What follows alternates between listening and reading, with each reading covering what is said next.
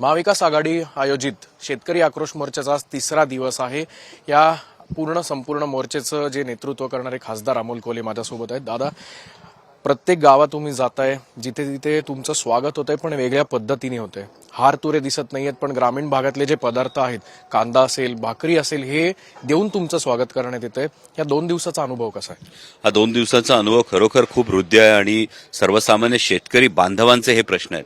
कांद्याची निर्यात बंदी उठवण्याचा विषय असेल, दुधाला रास्त हमीभाव मिळण्याचा विषय असेल, बिबट प्रवण क्षेत्रामध्ये 3 फेज लाईट मिळण्याचा प्रश्न असेल, सरसकट कर्जमाफीचा विषय असेल, शेतकऱ्यांच्या मुलांना शैक्षणिक कर्ज मिळण्यामध्ये येणाऱ्या अडचणी दूर करण्याचा विषय असेल, सर्वसामान्य शेतकरी आवर्जून हेच सांगतात की या मोर्चाला आमचा पूर्ण पाठिंबा आहे आणि माता भगिनी ज्या पद्धतीनं स्वागत करतायत, आलाबला घेतायत, आशीर्वाद देतायत, शिदोरी बांधून देतायत, वानवळा देतायत, हा कुठेतरी शेतकऱ्यांच्या काळजाच्या जवळचा विषय आहे आणि हे प्रश्न उचलले जात आहेत। कारण केंद्र सरकार असेल, राज्य सरकार असेल, याविषयी कोणतीही आग्रही भूमिका घेताना दिसत नाही, हे सर्वसामान्य शेतकरी बघतोय आणि महाविकास आघाडीच्या माध्यमातून हे विषय, हे मुद्दे सरकारला जाग आणण्यासाठी हे उचलले जातात। याविषयी शेतकऱ्यांमध्ये खरोखर आनंद दिसतोय। आज मोर्चामध्ये खासदार सुप्रिया सुळे देखील सहभाग होतोय, त्यांचा सहभाग होतोय। किती मोठं वलय या मोर्चाला इथून पुढच्या टप्प्यात पाहताना मी 100% आदरणीय खासदार सुप्रियाताई सुळे यांचा सहभाग ही एक फार महत्वाची गोष्ट आहे। कारण सलग 8 वेळा संसद रत्न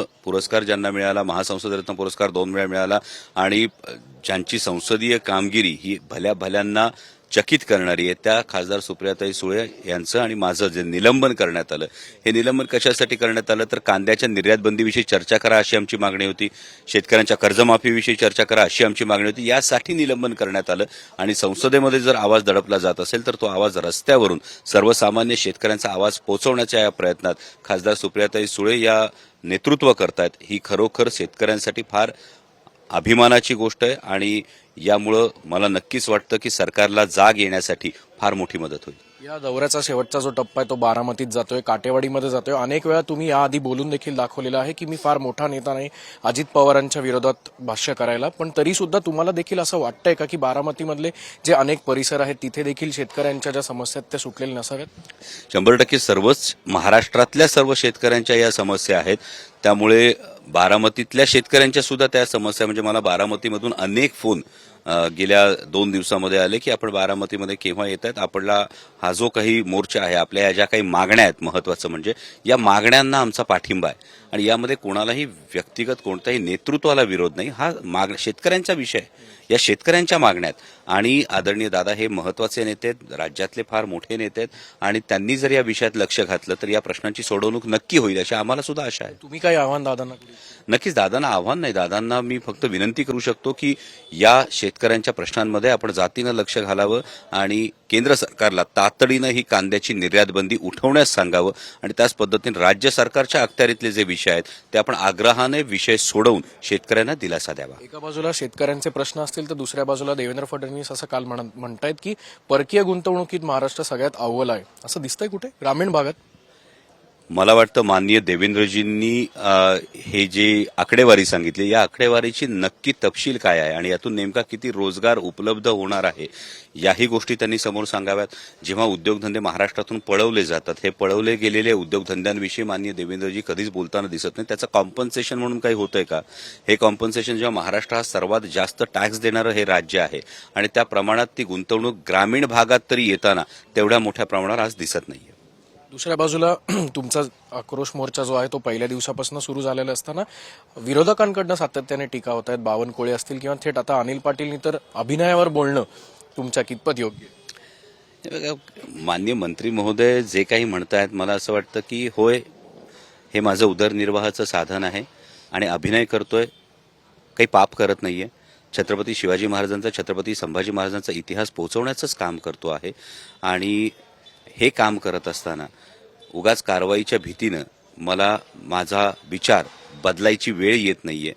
त्यामुळे मी अभिनय करतोय, मी काय करायचं हे व्यक्तिगत जीवनात मी नक्कीच ठरवेन, परंतु आपण महत्वाच्या पदावर आहात, आपण एक जबाबदार मंत्री आहात, माझ्या शेतकऱ्यांचे प्रश्न सोडवण्यासाठी आपण काय करता आहात हे लोकांना सांगणं जास्त महत्वाचं आहे। लोकसभेच्या शेवटचा प्रश्न, लोकसभेच्या जागा वाटपाच्या संदर्भात अनेक नवीन खुलासे येत असतात।